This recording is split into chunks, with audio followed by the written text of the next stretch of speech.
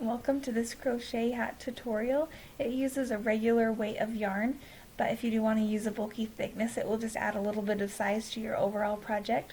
If you subtract 4 stitches from your pattern and do one less row, that will also end up about the same size in the end. To begin, leave a really long tail because we're going to use that to tie up the top of the hat later on. Slip knot and then chain 2. The first row of this project is all foundation double crochets.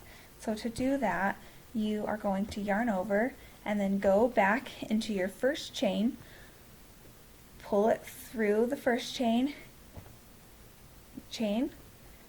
pull through 2, pull through 2. And you're going to repeat that over and over again as many times as the pattern says.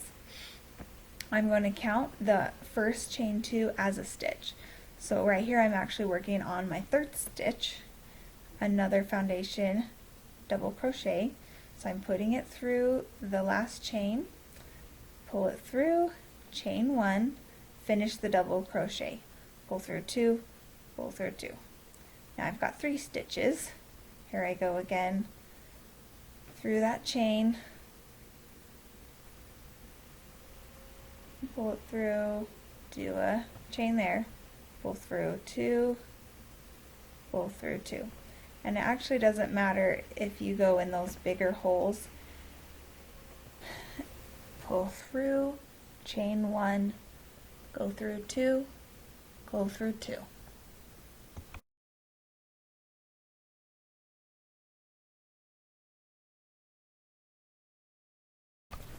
Now I've completed my first row. I'm just going to go around, make sure this is flat, and slip stitch the 2 ends together, and I'll be ready to start my second row. The rest of this project, the rows are just going to alternate between the first half of the Celtic Weave and then the second half of the Celtic Weave, and it works in groups of 4. This is the first stitch in our group of 4. Here's 2, 3, and 4. We're always going to work with front post treble crochets from here on out, and I'm going to start on this 3rd stitch in the group of 4. You will yarn over twice and then go around the front post, pull the yarn around that, and then pull through 2, pull through 2, pull through 2. Move to the 4th stitch, yarn over twice, go around the front post, pull through 2, pull through 2, pull through 2. Now we need to go back and do front post trebles in stitch number 1 and then stitch number 2. Okay, so here we go with the yarn over twice, and I'm actually going to wrap around those 2 little stitches that we first started with, those 2 chains, and then pull the yarn around those, pull through 2, pull through 2, pull through 2. Now I've got to kind of dig for my stitch number 2, go around that post, pull through 2, pull through 2, pull through 2. Don't forget to yarn over twice every time.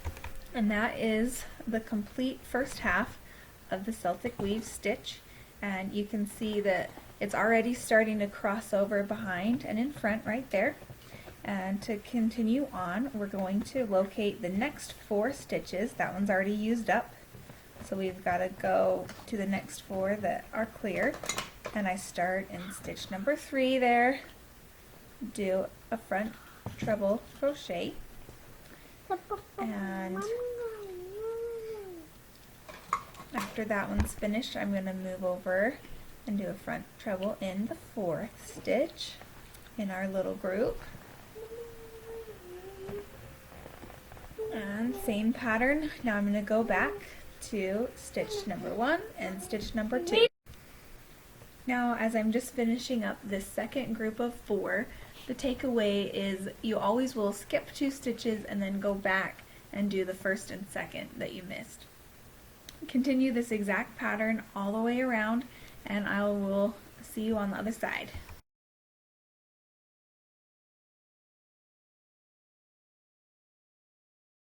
Okay, I've made it all the way around, and this is the beginning, and this is where I'm coming from. So I'm gonna do this last group of 4, then I'll show you how to start the next round. So I'm going around the post. Oops.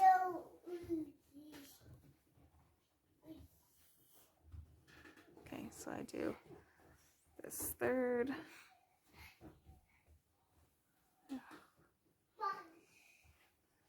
1, 2, 3, and then this 4th. 1, 3, and don't worry that there's this little gap. When you sew up, this will be the top of the hat that gets sewed and pulled tight, so all that will just get sewn together anyway. So now I come back and do the 1st and 2nd that I skipped.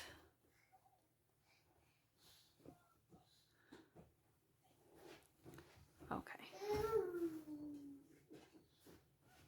Now the main trick to doing this in a round is to remember that each of these groups of 4 are not going to directly weave with each other. You're actually going to start, so these 2 will interact with these 2. And so it's basically everything's going to shift over by 2 stitches. And so here's my first row, and you see when I kind of put those together, I have these two, and they all just are forming that nice pattern. So now to go up to my next row, I'm going to think of my next 4.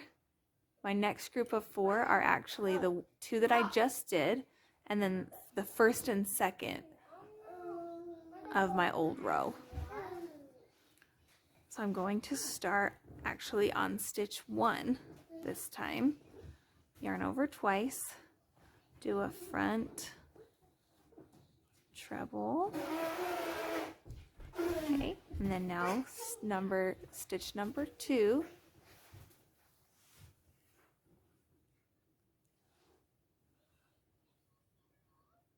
And then, okay, and now this very first one is always really tricky because these 2, this long cord, it used to be going behind there, but on this row now I need it to be in front, and these ones are in front, and now I'm going to want them behind. So I need to go behind the 2 that I just did, and then front post treble on the 1st and the 2nd there. So I'm going to just grab a front post treble and just kind of peek it from behind those. And now I just finished that front post treble. 1, 2, 3. Okay. And now I got to just repeat that one more time. 1, 2, and then I go behind those. And then I've got to grab the 2nd one. Gosh, where did it go? The 2nd one that I haven't done yet. So that post now. And just do 1, 2, 3. Okay. So now, when I pull this one flat, you can see how those 2 go behind and these 2 go in front. So now I'm coming to the next 4 stitches. So 1, 2, and then 3, 4 are behind. So I just kind of got to pull them forward. So 1, 2, 3, 4. So I start with that 3 and 4 again. 1, 2, and then that guy.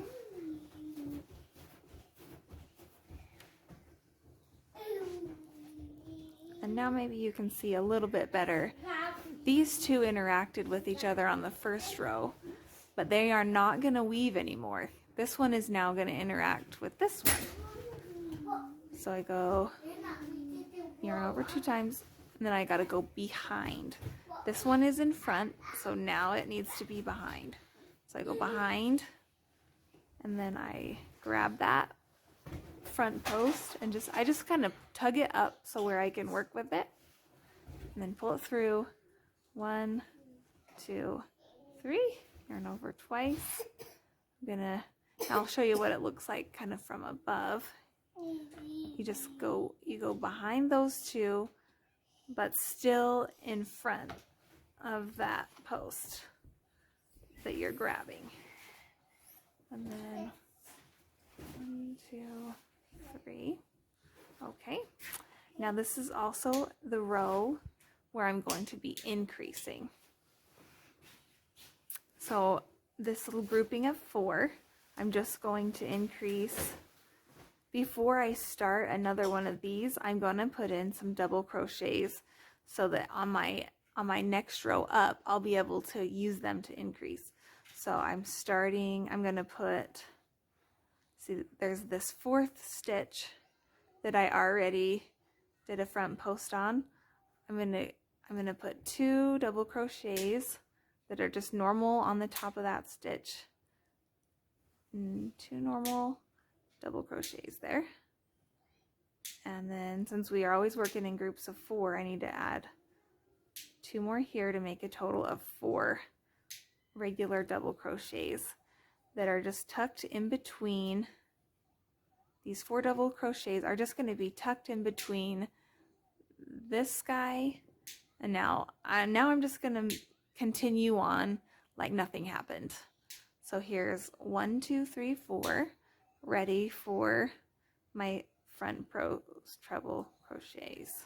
1, 2, 3. 1, 2, 3. Now I'm still on the second half of the Celtic weave. So the second half means I go behind, but still a front post. So now I just finish that treble crochet, get ready for yarn over twice, go and get my other post, pull it up through. 1, 2, 3. Okay.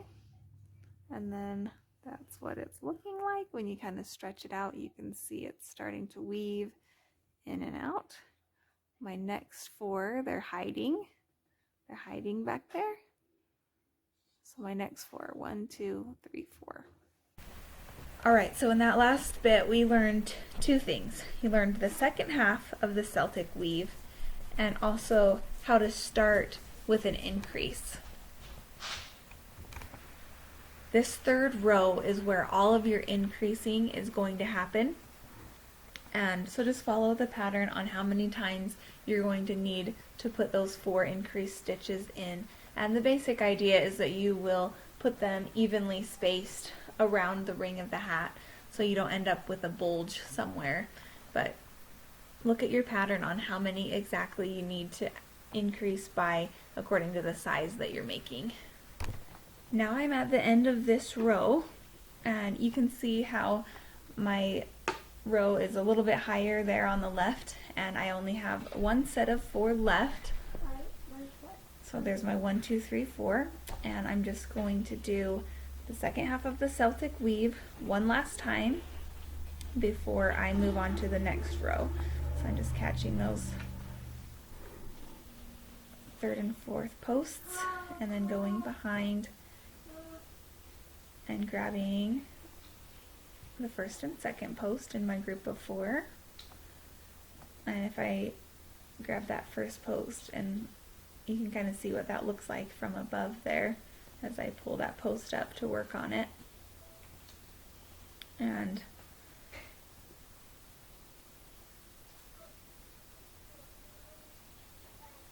there's that 2nd post that has to come up, and that finishes the 3rd row right there. And when I put them together, you can see how the pattern matches up quite nicely. You don't need to stitch those together or anything. I'm just showing you what they look like. And to go from the row 3 now to row number 4. I'm going to use, so I've got the 2 stitches that I just barely made, and then the first 2 stitches of the row, they're right there. So we have 1, 2, 3, 4, and those are the 4 that I'm going to use. And now we are going to do the first half of the Celtic Weave, where I do the front post treble in stitch 3 and then stitch 4. Here I'm working in stitch 3. Now I'm going to do another front post treble in stitch 4. It's the same pattern that we've been doing the whole time. Now my first 2 stitches are actually the last 2 stitches from the previous row. And so there they are, 1 and 2. So I go back, and on the first half of the front post treble, you can just stay on the front of the project. You don't need to do any special weaving with the hook. It's just you stay on the front the whole time. And that is the first half of the Celtic Weave, and that is what this row is going to be. And I'll show you also how to interact with those increases that we did. When I get this done, you'll kind of see how it's continuing the pattern, weaving a little bit. And my next 2 stitches, my next group of 4, I have to find those that are going to be a little bit tucked behind. So there's 1, 2, 3, and 4. I'm going to show you one more group of 4, and then we'll move on and go find an increase that I can show you. So we're going, there's my 3rd stitch and my 4th stitch, and you'll notice that this cord right here, that very long cord, it's on top now, and so it's going to need to be behind, and so that's why I can just stay in front of it while I go back and grab my cords 1 and 2. And the first half of the Celtic Weave always just stays in the front, but every time, every group of 4 will always be similar, where you skip 2 and go back and do the 2 that you skipped, and you just work in those groups of 4. And there's another one. So now I'm going to go and show you our next increase is coming up, and I'm just showing you how the cords look like. They are just long weaving cords overall.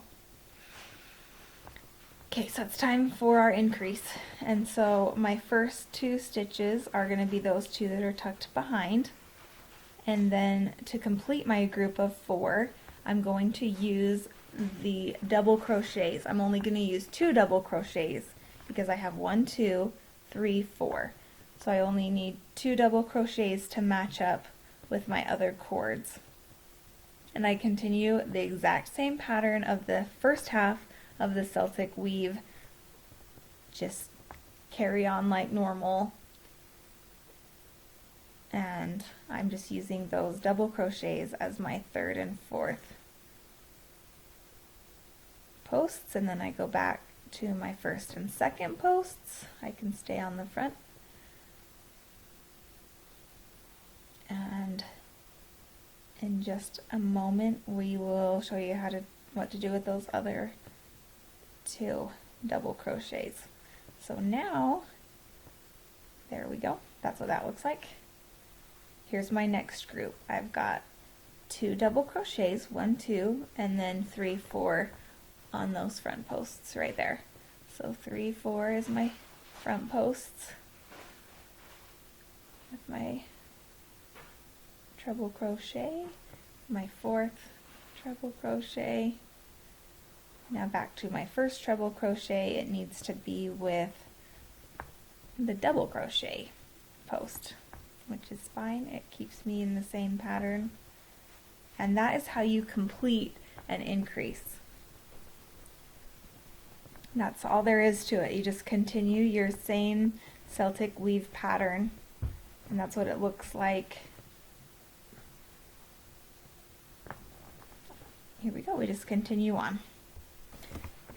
At this point in the video, I've shown you everything that you need to know to complete this project. From here on out, you're just going to be alternating between the first half of the Celtic weave and then the second half of the Celtic weave.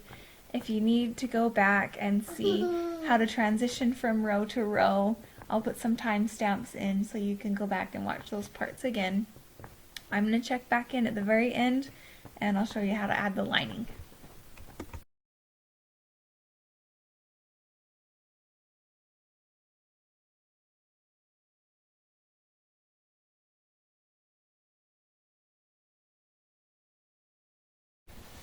When you get to your final row, go ahead and slip stitch it closed. I don't do it here because I'm going to add a liner over top of it, but if you're not going to add the liner, you can do a row of single crochets that makes it look a little more finished off, and then cut that off and weave it in and go back up to the top. And then I'm just kind of using the tail that I started with to sew up that top edge, and I pull it nice and tight, cinch it up closed, and tie it off. Alright, so you print out your pattern for the lining and then cut that out. The fabric that you use can be like a stretchy fleece, and just remember to put your pattern on a fold and cut it out just around the pattern. This pattern that you see here in the picture is a little different than the one that you'll download from my Etsy shop, just because this one was a still a rough draft that I filmed with, but it's still the same process. It's just slightly different shape on one edge, and then you fold your liner right sides together and sew up the side.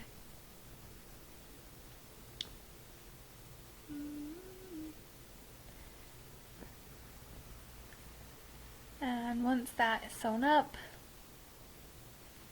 you go all the way up to the tip of the hump at the top, and then switch over and just continue on the other side of the hump.